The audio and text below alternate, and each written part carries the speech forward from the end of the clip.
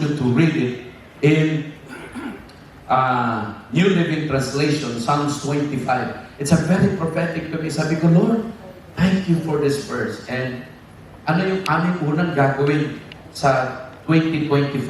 And the Lord says in verse 1, sabay-sabay natin basahin. King David declared this, O Lord, I give my life to you. Yan ang pinakauna. Kung mayroon mang gusto makaranas ng malaking pabor ng Diyos, unang-una natin gagawin, ibigay ang buhay sa Diyos.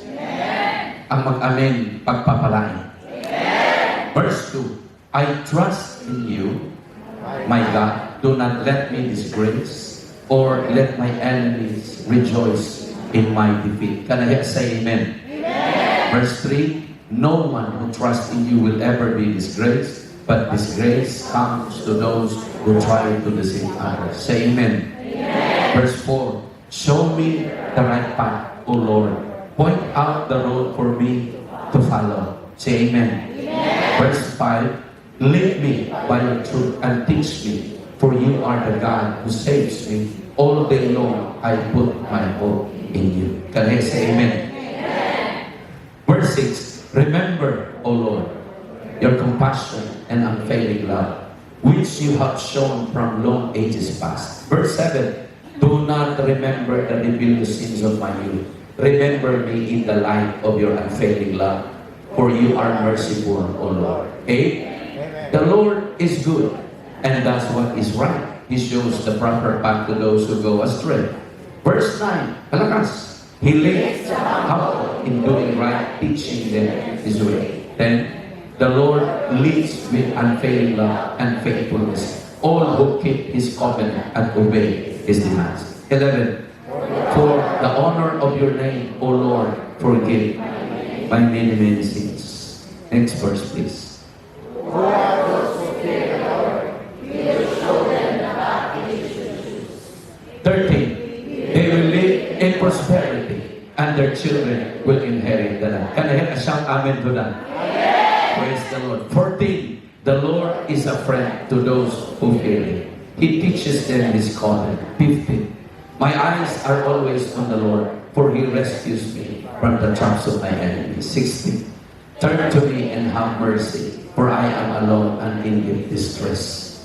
17, my problem go from bad to worse. O save me from them all.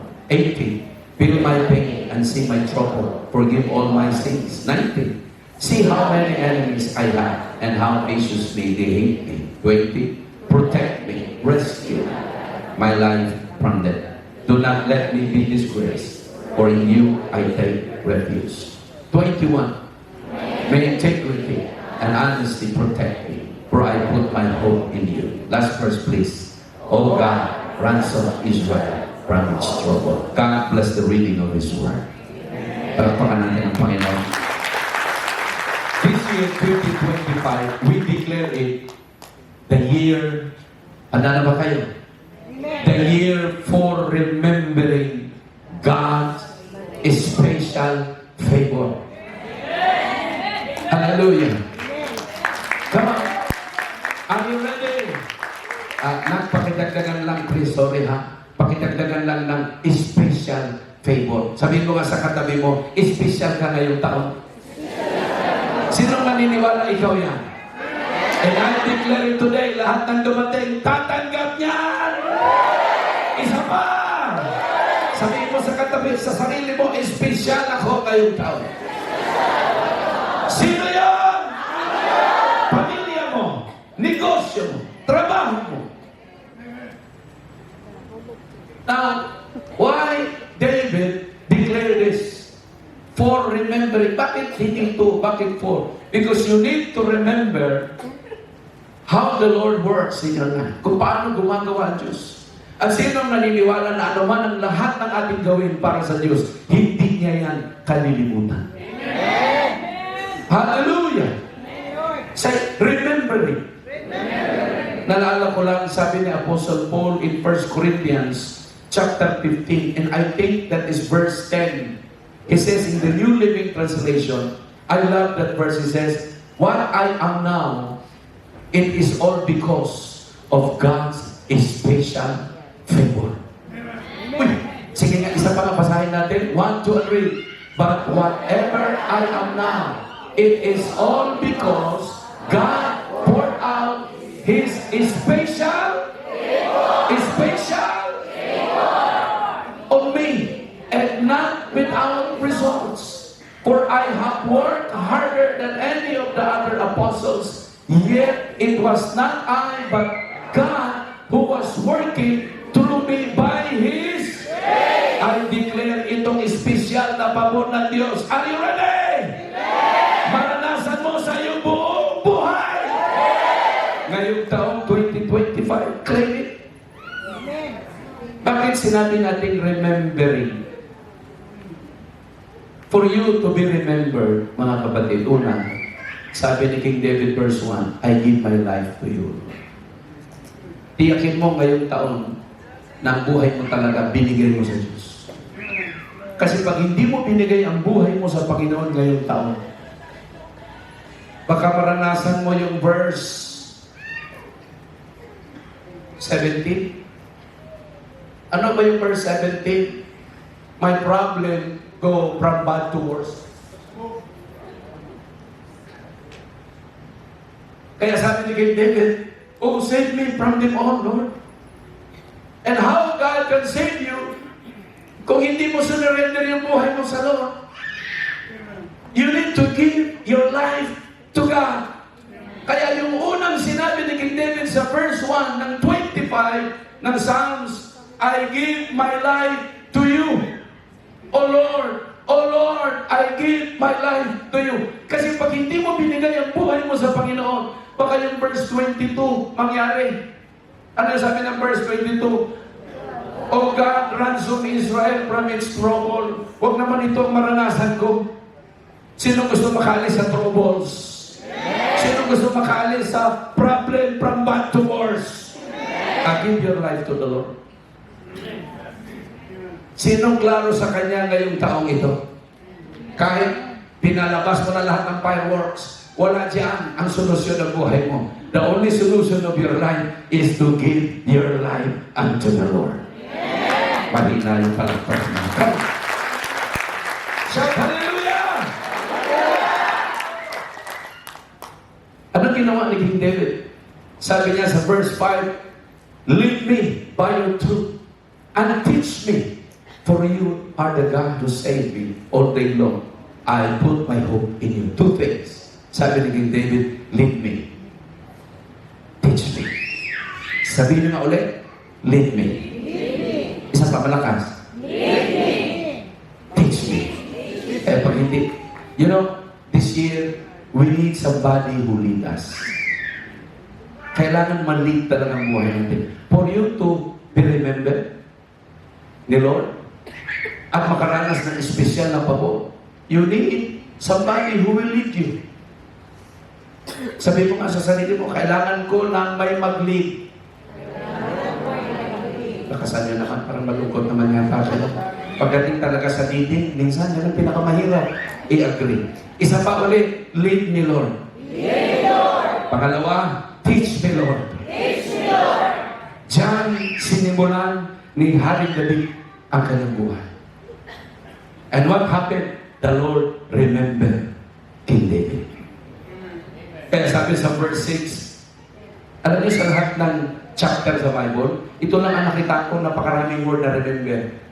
3 word na remember ang lumabas dito sa chapter na to. Kaya sabi ni King David, remember, O Lord, your compassion and unfailing love, which you have shown from long ages past. Grabe. Sabi ko, Lord, at tinti pala. Pagka ang buhay mo, itinodo mo sa Panginoon, napakalaking aalalahanin ng Diyos sa buhay mo. Ay mahina yata yung amen. Sinong naniniwala ngayong taong ito, napakalaking gagawin ng Diyos sa buhay mo? At saan ka i-remember ni Lord? Itong verse 13. Once you give your life to the Lord, sino mag-agree sa verse 13 na ito? Sabayan niyo kung magbasa ng malakas. Alam ko, marami sa atin mayroong mga hindi magandang napagdaanan last year. Pero huwag mo nang alalahanin yun, tapos na yun eh. Pero sinong naniniwala, yung mga inasahan mong magandang mangyari last year na hindi dumating, darating this year? Sino yun? Lead me. Teach me. Sabi ko nga, tuwan-tuwa ako pag nakakita ko ng sin for the word. Pagkamat minsan, parang bago sa atin yan. Ano ba yan? Walang katapusan ko ba rin? Maya-maya, balik. At ay pwede mag-worship na walang balik. Alam nyo, ang worship kasi, walang value yan pag walang offering.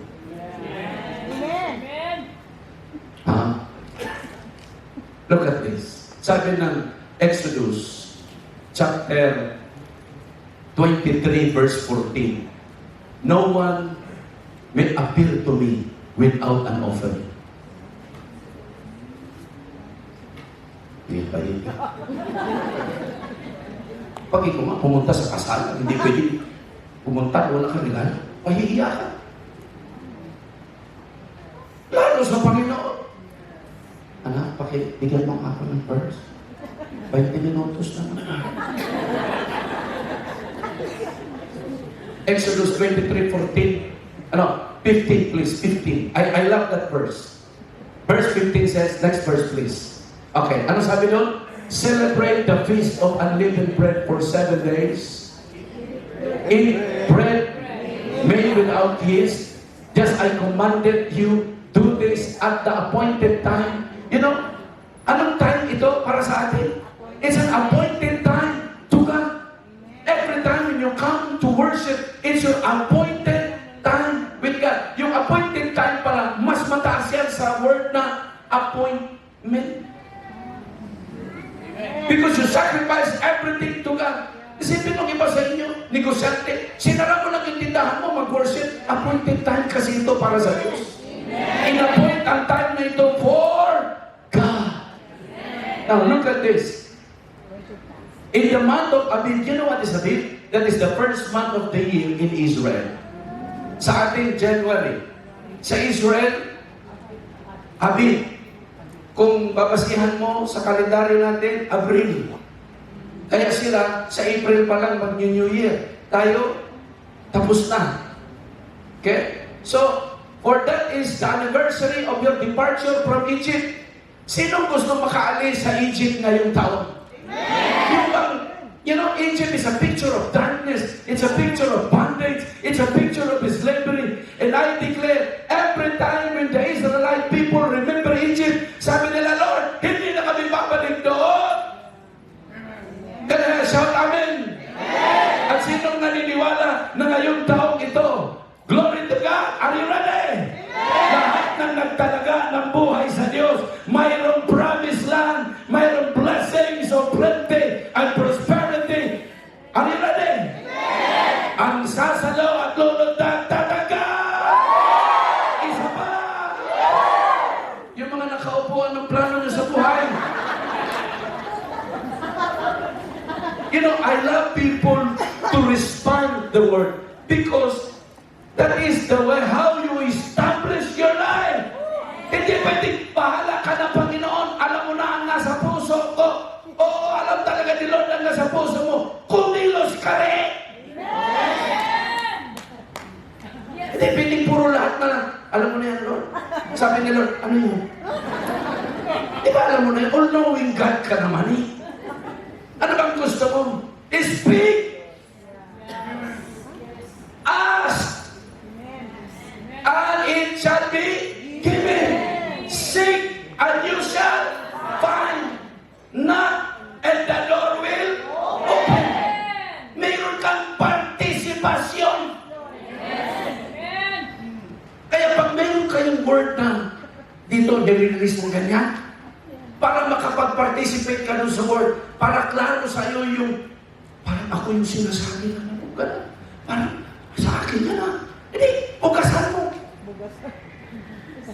Yan, narinig lang yung bugas, tahimik na naman. Kahit ka na pugos. Isa kasi talaga itong pagbugas, nakakapugos. Pero kung para naman sa future mo, talaga mo. Alam niyo, at ito paniniwala ko. This is not new. You know why? Kaya tinawag natin seed for the word yan. Kasi when you hear a word from the Lord, kaya yung seed for, may pinagkalingan yun sa Diyos Hindi naman seed to the word, kasi ang word hindi naman binibili yan. Ang salita ng Diyos, hindi naman for sale.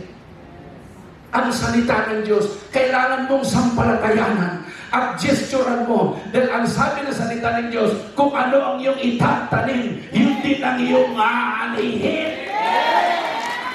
Ay, hallelujah. Ang pumalagpak, mayroong malaking special na ako. Isa pa. Simulan. Kaya kung pakiusap ko sa inyo, pag magtatanim kayo, pag mayroon ditong ihagis ang manong gagawin, hindi naman siya talagang kapulan kayo paghagis. I declare blessings to you. Magpugas na kayo. Ako yan.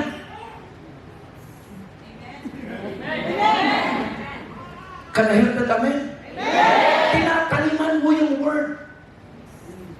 Wala naman kami pakialam kung gaano kalaki yung tinatanim ninyo. Kasi faith mo naman ang nagpapa-activate dyan. Bakit man God? Pwede naman kami makinig na nakaganyan lang. Pwede naman isulat. O wala namang problema sa pagsulat. Pero ang tanong, na-activate ka ba doon sa pananampalataya mo? Kasi minsan marami sa atin, ang dami mo nang sinulat, hindi mo maginawa Pero ngayong taong ito, lahat ng iyong tatanggapin, lahat ng iyong idideklara, lahat ng iyong tataniman. Sabi nga ng Haggai chapter 2, verse 19, habang ang iyong binhi o seed nandun sa lalagyan, ang sabi ni Lord, pagpapalain kita. Ano na yung palakpak na yun? Shout hallelujah! Ako naniniwala ako, habang nakaupo ka dyan, may panalangin dumarating sa bahay mo. Habang nakaupo ka dyan, yung kailangan mo bukas, nakaprepare na. Sino nananampalataya dyan? Are you ready? Whatever you need tomorrow, ngayon pa lang, sinet up na ni Lord. Isa pa! Hindi lang sinet up ni Lord yung future mo. Sinet up ni Lord yung mga pabor niya para sa iyo. Ay, wala yata akong kausap. Sino naniniwala ngayong taon yung walang bahay, magkakaroon ng sariling bahay at lupa? Yung walang sasakyan, paparking dyan ang bagong sasakyan. Ang church na ito, buong pulurong magagamit na. Do you believe that one day, 2,000 people will come to work for everyone in that city? Lord, yung pumalagpak, makakakita. Come on! Kaya sabi ni Lord, I am giving you a promise now while the seed is still in the barn. Ang tawag yan, seed for the word. Kasi maghuhulog ka sa barn basket ba? Magpupugas ka. Ang hindi natin nakikita, habang pala tayo nagpupugas niya, mayroon diyang nag-i-spring up. Sabi ng Isaiah 32 verse 20, the Lord will bless His people whenever, sabi diyan, wherever they plant seed. So every time you plant seed, Lord, i-bless po. Di ba kasi sa inyo, Diyos ko, ito na naman ang pugas-pugas. Sino sa atin ngayong taon 2025, ito ang pinakamasayang portion ng worship mo? Ang sabi doon, whenever they plant seed, bountiful crops will mayroong bubulwak na malaking panalangin. Isa pa.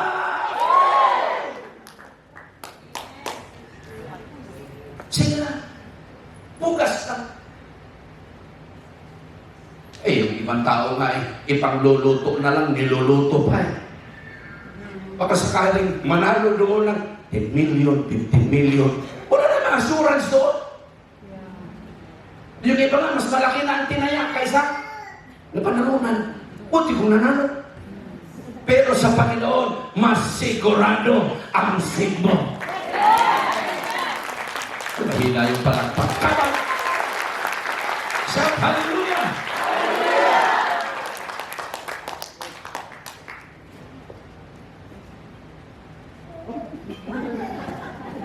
May seed for the word na. May 7 basket pa. You know, are all these things is instruction of the Lord. Nakita ko kanina, 14 basket pa niyo. Alam niyo, ang ibang Christian, kung bakit takot na takot sa ulan. Nasabi naman ng Lord doon sa Exodus 23:15, no one may appear before me without an offering. Kaya pagka kayo sumasamba, bukod sa nagsusuot kayo ng magandang damit, paghanda kayo ng offering. Paghanda kayo ng handog sa Diyos. No one may appear before me without. Kasi tayo noon, di ba basta pumunta ka, ganito na ka. Hindi, pwede ka naman talaga magdala. Lalo na sa Word for Everyone, 7 basket. You know, I remember one time when our people I teach the 7 pillars. Yung 7 nagbibigay.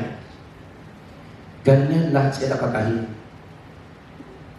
Kaya hindi talaga. Lahat ng mga mukha ang itindi. 7! Oy!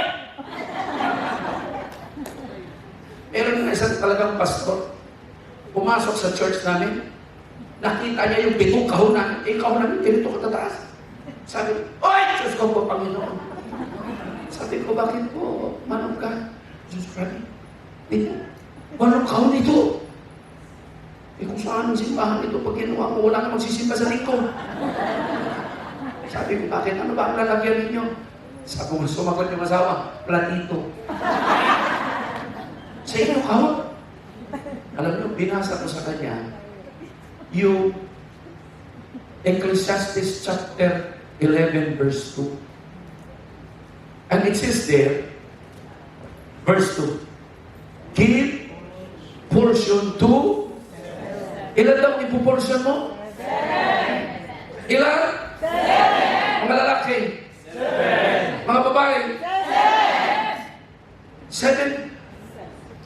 Kasi, kung kayo man, halimbawa, dati, kasi meron tayong envelope. Isang envelope nga. Pero 10 naman ang nakasulat sa envelope. Sa tingin niyo, may makagagawa, no? Wala. Meron naman siguro sa 10 o sa 20, baka may isa. Minsan sa 50 may isa. Pero hindi pa rin. Ngayon, mas in-specific natin ang pagbibigay. Tinama natin. Saan? Sa portion to 7. Sabi sa verse 2, give portion to 7 and also to 8. Ano yung pang-8? Yung seed for the word na yan, pang-8 yan. Para maalaala, para ma-remember nyo linggo-linggo. Okay lang po yan, kaya tahimik kayo. Para at least ma-meditate nyo ng mabuti. Nasa Bible, you know, giving is like this. Now, cast thy bread upon the waters. Nasubukan nyo na bang magsawsaw ng tinapay sa tubig? Hindi nyo makakain. Ganon din ang pagbibigay. Para kang nagsawsaw ng tinapay sa tubig. Okay lang yung tinapay sa kape, maiinom mo. Pero yung tinapay sa tubig, it goes natin. Malakas na lang talaga, gutom ka na lang talaga kung makakain mo yun. Pero kahit gutom ka, hindi mo talaga kakain. Pero ito ang good news. For thou shalt find it after many days. Sino naniniwala yung 7 pillars o 7 giving mo ngayon, after many days, it will turn back to you in 100-fold.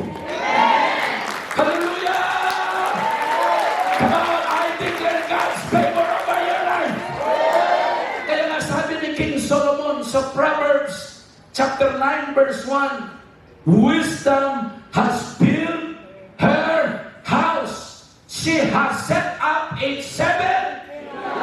Ilan daw ang sinet up? 7. Alam niyo, pag wala kayong isi-set up na 7 pillars, hindi mabibuild up ang buhay mo. You know, one of the weakest point nating mga Kristiyano, ituro mo na lahat. Fasting, prayer, commitment, submission. Huwag lang talaga giving.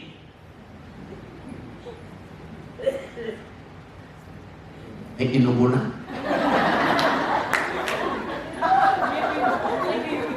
Ako, sa totoo lang, nung bago akong Kristiyano, ituro mo na lahat. Yung pagpapasting ng 40 days, pag-pray, hindi masama yun. Kailangan talaga natin mag-fasting and prayer. Kailangan natin talaga mag-commit, mag-serve. Pero yung pagbibigay, Diyos ko, giving lang, oy. Kaya nga, ang prayer natin minsan, Panginoon, magpadala kayo ng mga mayayaman para may magbibigay. Hindi! Kaya ka pinadala dahil ikaw yung yamanin na Diyos. Ay, walang iyatawag tao. I declare dito sa world for everyone, mag-raise si Lord ng mga multi-millionaire. Isa pa! Yung iba, billionaires. Ang lunod ako ng tatagal. Sino yun? Sagat kayo, sabihin mo sa iba, ako yun, ako yun, ako yun. Sino yun? Sige, lunod again. Alam niyo ba kung bakit kayo pinalipat ng Diyos dito? Ba't di na lang kayo nilagay ito sa bodega? Kasi, Pastor Blair, mayroong gagawin si Lord na malaking revival sa world forever ng Davao City. Hindi ako magtataka sa susunod na balik ko. Buong Rome ang gamit niyo na. Meron tayo ngayon, counselor. Hindi posible sa susunod, yung mayor at gobernador, nandito na. Sabihin mo nga sa katabi mo, ako yun. Yung katabi mo, tingnan niyo yung mukha niyan. Ganyan ang mukha niyan. Mayaman yan.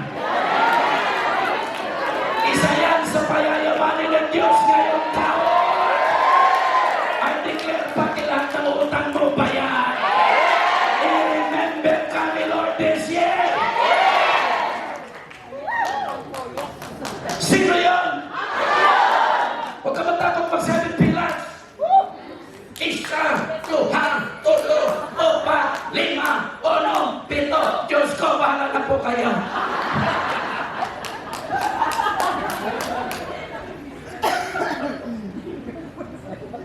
Kasi alam nyo, these are the example that we forgot to follow. Hindi naman natin sinisisi yung mga nauna natin mga pastor. Pero ito yung kinahihiya na lang ito. Dahil ang inisip nila, baka hindi ka na bumalik sa Domingo. But this is actually your freedom, your deliverance. Bakit money?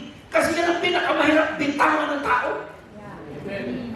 Yan ang pinakamahirap. Kaya na yung dinatang mayaman sa Biblia. Sabi niya, Lord, paano pumasok sa langit? Ginawa mo na bang lahat ng kautosan? Lord, na-perfect ko na sila lahat. Sabi ni Lord, sige, sabi ni Jesus, bininda mo yung mga rerian mo. Diyos ko, sorry Lord. Because that is one of the most saddest spoken amen.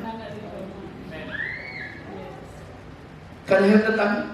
Amen. Sipin mo, nagsi-7 pillars ka. Bakit ba tayo nagsi-7 pillars? I have, on the next slide, sa 1 Timothy. Tingnan niyo po itong Timothy na ito. 1 Timothy chapter 3:15. But in case, sabi niya po Bishop Blair, but in case I am delayed, I write so that you will know how one ought to conduct himself in the household of God. What is our conduct in the household of God? Ay, wala tayong problema sa singing, wala tayong problema sa discipleship. Kasi wala man tayong commitment doon. Maliban na talagang gawin lang natin kung ano tuturo doon. Kaya nga, life class, para mag-grow din tayo. Pero ito matindi. Yung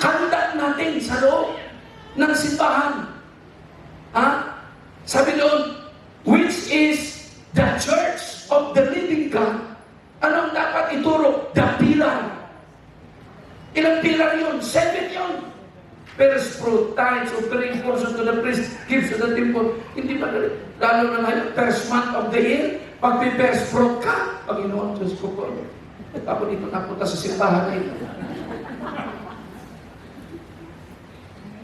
Kung 100,000 lang yun, hindi first fruit, hallelujah.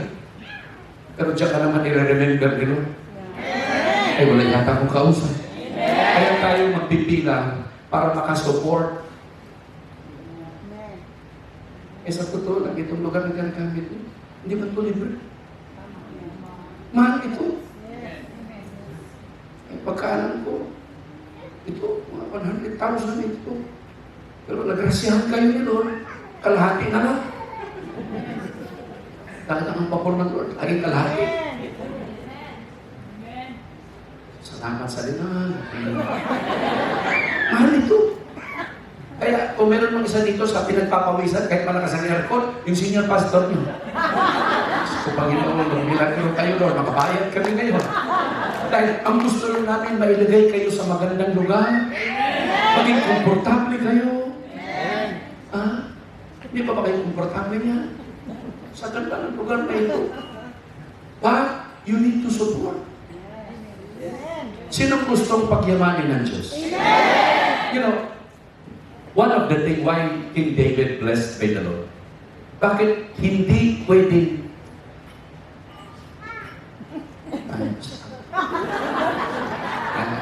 give me another 10 to 15 minutes. I promise na. I know, because you have a limited time.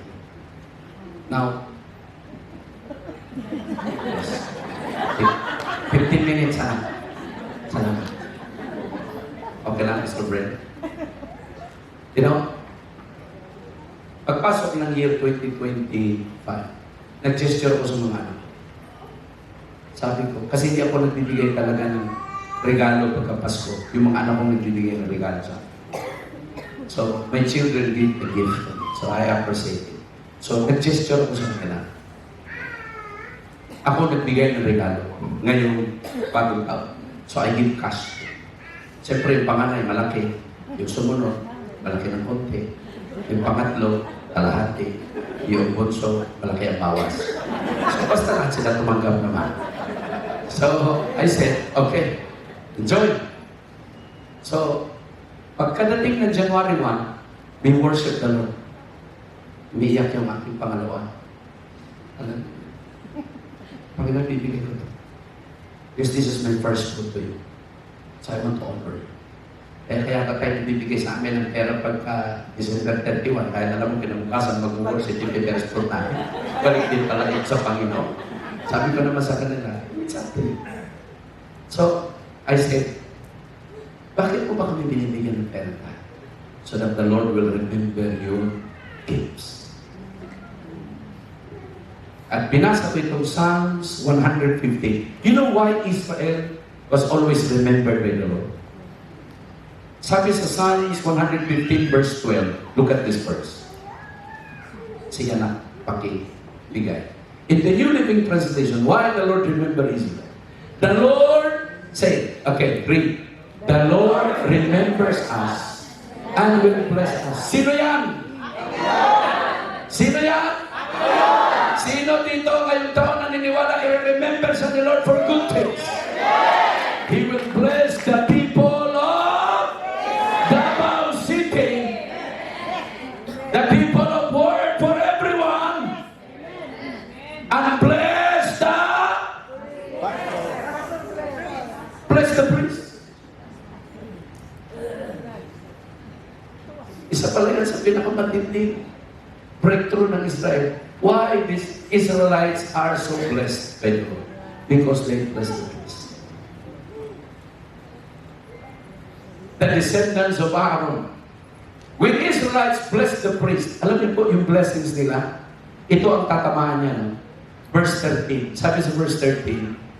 Okay. Verse 13. Sa Psalms 115, verse 13. Sige. He will bless those who fear the Lord, both great and lowly. Maaring ngayon, ikaw ay lowly, but one day you will be great. Amen. Can I hear that? Amen. Amen. Praise the Lord. Kung great ka na, lalo ka pa magiging great. Amen. And look at this verse. Verse 14, may the Lord richly bless both you and your children. Sinong gusto niya maranasan? Lahat ng ating mga pagbibili ngayong taon, mapapanalangin pati ang ating mga anak. Isa pa! And they will serve and honor the Lord. The Lord will remember you. Lord, I said, that is your seed.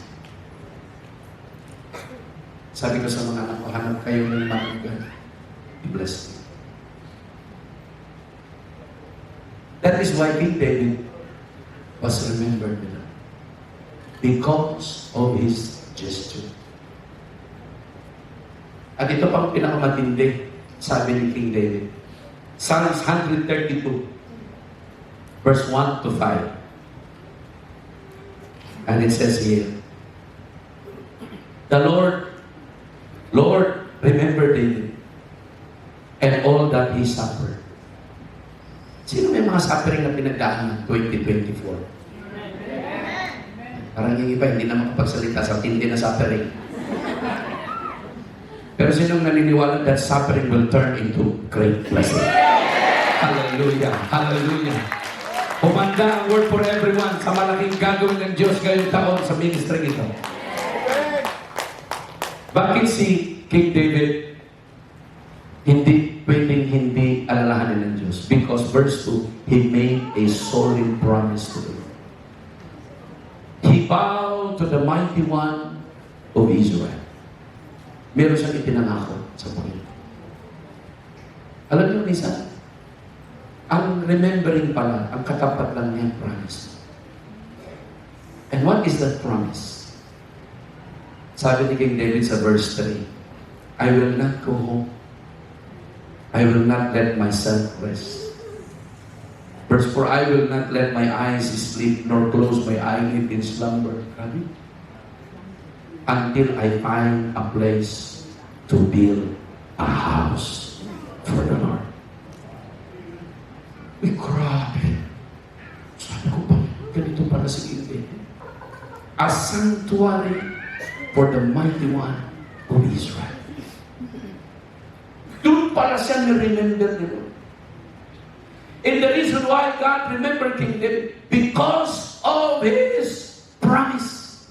Sabihin nga natin sabay-sabay, promise. Promise. And because of King David's promise, ito ang sabi ni Lord sa verse 15. Look at verse 15. Sabi ng Lord, dahil sa promise ni King David, ano sabi niya? I will bless this city. I will make it, ano daw? Lakasan!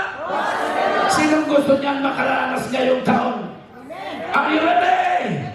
Sige, lahat ng handa ng maranasan niyang tayo. I want to declare this. Are you ready?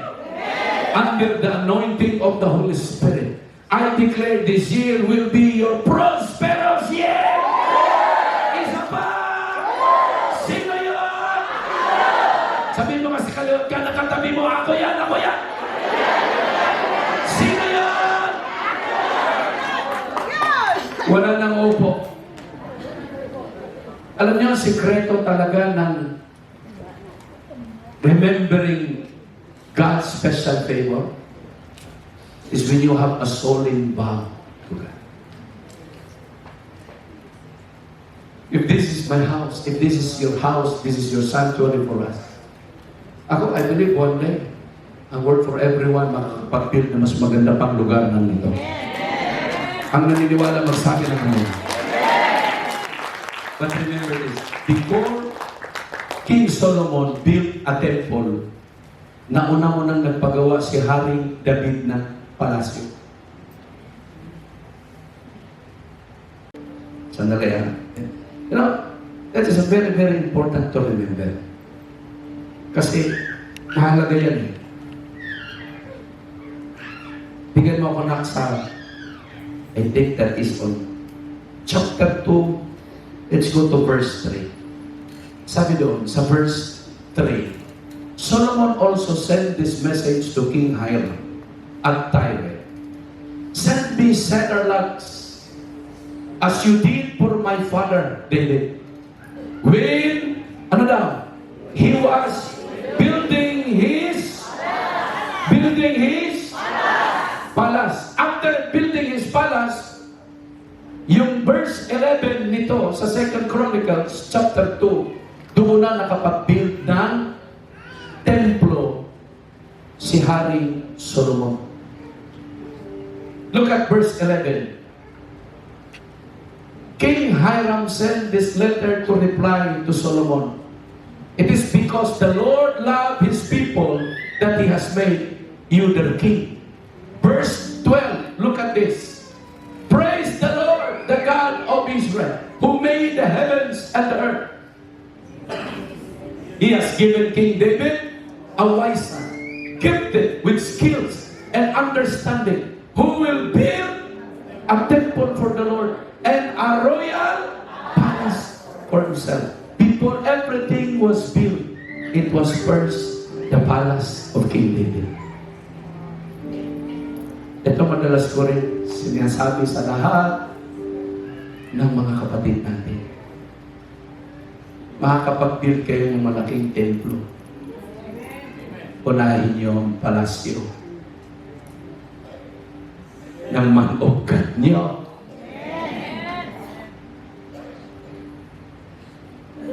You know why? Because that is the great display of the Lord. That's a great display. Kami noon, mga pastors, we love to build a temple. We cannot build that until makapag-build muna ng bahay, ng palasyo ang mga tao para sa Hari. So, ano nang nauna? Templo, palasyo? Lakasan nyo. Templo, palasyo? Palasyo. And I pray to the Lord, bago kayo dalhin sa mas malaking lugar ng Diyos, nakapag-build na kayo ng palasyo para sa lingkod ng Diyos. Ang naniniwala magsabi ng amen. Shout hallelujah! I declare this year, man of God, is a prayer, stewardship, you can build your own house. Ang naniniwala pumalakpak at magsabi ng amen. I declare there will be a place for your head. Yung masasabi mo, man of God, woman of God, this is the house that God has blessed us as His priest. Sino gusto i-remember ni Lord this year?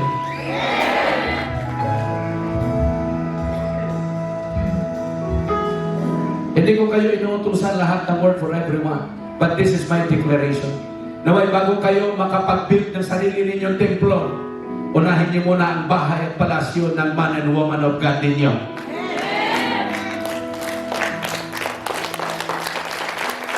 Lord, ang pumalakpak at naniniwala, gawa mo rin sila ng sarili nilang palasyo.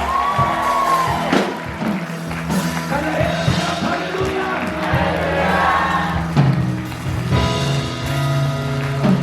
Before I get that, alam niyo kami kasi nakatira ko sa pinakamayamang lugar sa buong mundo, Commonwealth. Common lang sa amin ang wealth. Yan ang Commonwealth, Quezon City. At sa Quezon City, meron kayong makikita napakalaking Disneyland. With respect to them, I would say this kasi puro patusok.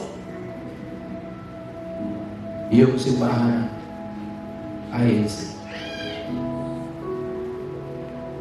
And one day, the Lord reminded me, anak, anong nakita mo? Ang ganda, Lord, ng templo nila.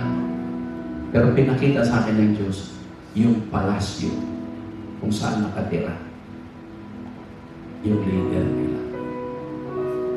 Dobleng laki sa templo nila. Saka nakita ang bahay ng isang ministro, may flyover. Ina-encourage ko kayo, picturean nyo. Even in the history nila, mas naunang tinayo yun at natapos bago natapos ang templo. You know one of the burden that I have? Awa-awa na ako sa mga pastor na nakatira sa mga presunin, parsunin. Huwag nyo na silang itira sa presunin. Gawan nyo na sila ng sarili nilang mga bahay. Doon kayo makakapagpatapos. Sabi ko nga kay Bishop Ernie, hanggat hindi mo matatapos ang palasyo mo, hindi ka makakapag-build ng templo. Kasi ako nakapag-dedicate. Kasama ko sa dedication. Kaming dalawa ng pastoral. I was there, the one who dedicated the house. At doon ko napatunayan. Ang Diyos pala, mas mahal niya unang maitayo ang palasyo ni Haring David. Before you go further, obserbahan mo ito, Bishop Fred. Woman of God, Pastor Rache. I want you to have this message. Hindi mo ito kalilimutan. If you miss this opportunity to obey the principle, you cannot be the temple of God. Baka nga si Pastor Ray na lang makapagpatapos niya. Numiti ka. Because you have a very skilled and wise son. You have a wise son. We don't know. Tapusin mo yung matitirahan mo. Eh, dyan lang pagpapalain lahat ang mga tao. I want to give my testimony. Nakipakita mo yung litrato. You know, I've been in the ministry for 37 years. Pastor ako, 37 years. Paikot-ikot na kami sa Quezon City. Nahihilo na ako. Di ba dito? In fact, we used cinema for 19 years. Doon na lumaki ang mga anak ko sa sinihan. Kulang na lang mag-artista sila. But one day, the Lord talked to me. Pinaalis kami sa sinihan because of the pandemic. At sabi ko, Lord, ano ang itatayo ko? Kasi pinaalis kami. We have a hub. But the Lord said to me, build your mansion. Specific talaga. Sabi ko, Diyos ko po, Panginoon, ikaw ba yan, Lord? Baka, Panginoon, wala na pong magsimba. Build your house. I have a house. But, luma, parang haunted house. Hindi yan. Meron dyan malaki na bahay. Okay. Yan ang bahay ko. I rent it for 25,000 a month. Inuupahan ko yan. Sabi ko lang, Lord, hindi na kami mangungupahan ulit. Dahil yun naman deklarasyon namin. Alam niyo, dahil sa kakatalon, sigaw, talim ng isang tao, pinayaman ng Diyos. Naalaala niya ako. He remembered me. And the Lord used him to bless me. Hawakan mo ang sarili mo, baka matumba ka.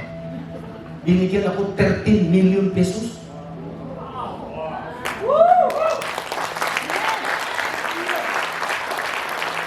Alam mo kung bakit pinayaman yung Bishop Len? Sa kakaganito lang, pag nakikita ko, man of God, sa pagyaman ko. Ganun lang sa palagi. Minsan nahiya lang kasi kahit sa airport, sa mall, kahit maraming tao, man of God, sa pagyaman ko. Hindi siya nahiya. Sabi ko, Diyos ko, payamanan ko talaga ito, Lord. Delikado ako, Lord. Pinayaman ng Panginoon. Nung pinayaman ng Panginoon, ako ang naalala niya. And He blessed me for 30 million. I could not even imagine. Ang bahay ko noon, makita mo na. Yung bahay ko noon, nagsimula ko, hindi yan. Bigay rin yan. Oh. And you know, I am a very gifted pastor. Lahat ng mayroon sa akin, puro gift. That is why I'm a gifted pastor. So, mahina kayo pala sa mga regulations, no? Sige, meron ka dyan bahay makikita. Sige, please. Oo. Alam na nila na bahay ko. May bahay dyan na maliit. Yung maliit na bahay. Praise the Lord. Lumabas ka. Ay, salamat! Lumabas din. I call it a one-step house. Diyan ako lumaki ang mga anak ko dito. Itong anak ko na ito ngayon, 31 anyos na. Walang bakas kahirapan niya. Kaya pag kinukwento ko yung kahirapan ko, hindi maniwala yung anak ko. Kasi from this house, the Lord transferred me with this house.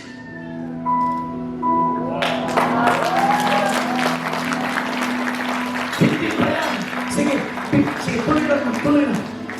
Hindi, sige pa. Pag may mga man of God na dumadating, meron akong kwarto para sa man of God. Naglagay ako ng room para sa man of God. Pagpasok niya, may mga ganyang mga ritualis. Para ma-bless talaga. Yung sa akin doon, prutas lang eh. Ito, kumplito. Pagpasok ko doon sa room ko, alas 12:30 na kaninang umaga, parehas na kami mga.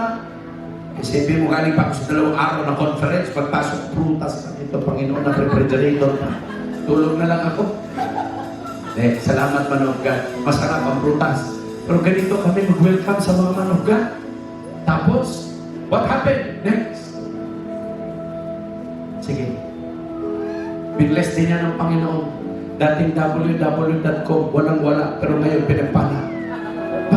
Pati mga sasakyan. God bless me. Hallelujah. Yung nagbigay sa akin ng Land Cruiser, isang tao lang din. Sige pa, next. Sige pa, yan ang aking tower. Yan ang aking bahay ngayon. Sa gabi ganyan ang itsura. I declare save anointing! Sabi mo nga sa katabi mo, i-remember ka ni Lord. Sino naniniwala na yung 2025? Man of God nyo naman ako, man of God nyo naman. I-remember ni Lord. Hallelujah!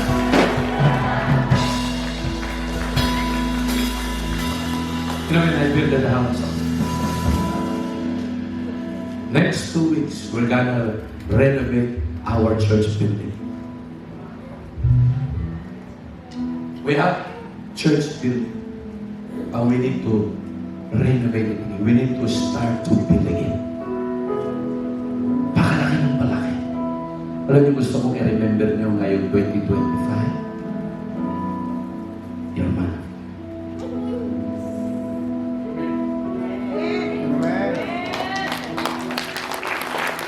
What are you going to do? I tell you, pag natapos yan, you will see a different word for everyone, church.